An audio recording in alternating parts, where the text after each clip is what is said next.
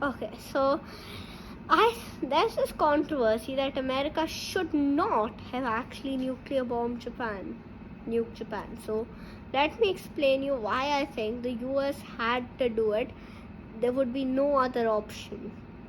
So it was the least bloody way the US could get Japan to surrender, because instead of killing like 10 million people by doing a huge invasion, you could just drop like some bombs and kill 100,000 people. So that was dramatically less bloody. So But it was good, there's an argument that relatively. Japan was already weak.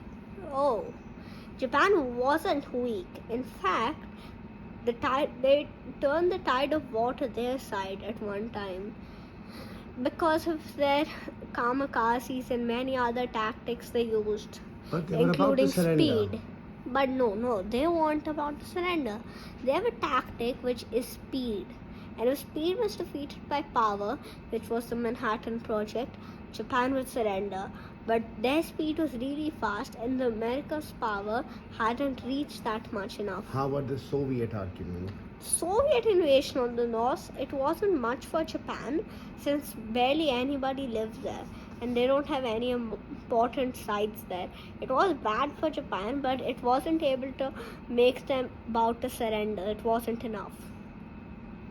So they were like fighting against the US and the Soviet Union and somehow winning. So if they didn't do that, it would cause a huge chaotic war in Asia, which would allow Japan to take over China and control much of Southeastern Asia, and finally make their plans of taking over Asia. Mm-hmm. Yes. So it was absolutely necessary to bomb Japan? It was absolutely necessary. There was no other options. Either lose Asia or bomb Japan.